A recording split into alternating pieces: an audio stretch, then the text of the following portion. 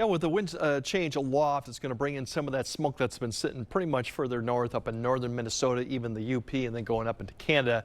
That'll see some of that tomorrow. That's why there is an air quality issue out for unhealthy for some areas. I think the worst conditions will be further north. This goes to 11 p.m. Friday. It may be extended to a little bit into Saturday, and then things will change. I don't expect it to be thick smoke like we saw the last time when this came through, but it will be somewhat some smoke. And you can see the surface-based smoke does pick up here really along and east of I-94 as you go basically around 11 a.m. as it kind of pushes back to the north southwest. It'll rotate around a little bit of improvement, but then I think we'll see another area begin to pull back to the northwest as it really wraps around this low pretty much. Then they'll pretty much begin to shift eastward. So that air quality issue will continue for at least through Friday, maybe into Saturday. Overall, big picture shows all this front, as I mentioned early in broadcast, has continued to sink south. There's all your thunderstorms developing. The complex is developing right along that front. That's pushing east. It's going to start pushing back our area, but it's going to be a slow approach to it as we go through Saturday and eventually Sunday, and then push north. And that means the heat and humidity behind that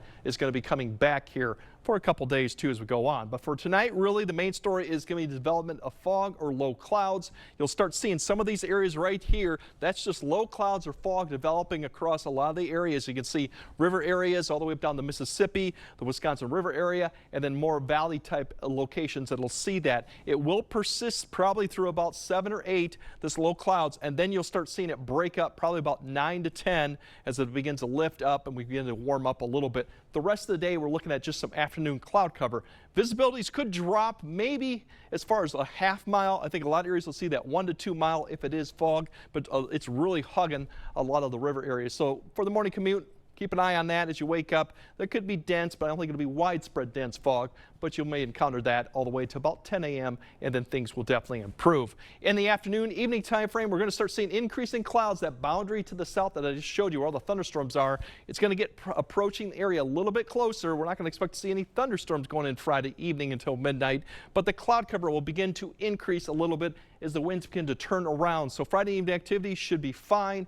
We're going to go into about later in the night when all these complexes to the south may lift up far enough north. They're going to at least give us cloud cover going to Saturday morning.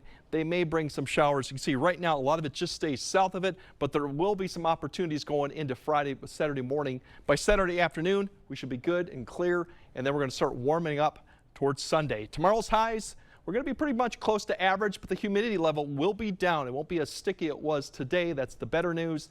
And then as we go into Saturday, overall clouds in the morning, more sun in the afternoon. The winds turn around. The humidity will come up as that moisture begins to approach from the south. So it will be a little bit more sticky on Saturday, but nothing too unbearable. And then Sunday, we're going to see a lot more sunshine going on, getting back up close to the 90-degree mark or in the low 90s. Heat indices could get above 95, so you'll start feeling it Sunday. And then Monday, I think, could be the hottest day as a boundary lifts well to the north. Plenty of opportunity for sunshine, minus any thunderstorms that happen Sunday night. You can see we're going to get the low 90s. Heat indices could be once again close to that. Heat risk is going to be in that major category both Saturday and Sunday, so keep in mind of that going on for any outdoor stuff. After that, we'll have a series of fronts coming through. We do have some showers and thunderstorm chances to work out between that, but after Tuesday, fall-like temperatures, and that means a lot of that cool air. You see all those blues, greens up coming down there. We're going to see a nice stretch of like September-like conditions with highs back into the 70s for the most part, maybe an 80, and that could extend through the following weekend too. And it's mainly a dry pattern at that too. So unfortunately, we do have some heat and humidity coming back. We do have some storm chances. Well, at the time, a lot of this is usually at night, early morning. Sure. And then we definitely do see a change by Wednesday and beyond. It's going to feel, like I said, really nice conditions for me. Beautiful. Absolutely. Highs in the 70s are always good in yes, late well, July. Exactly. Thanks, Greg.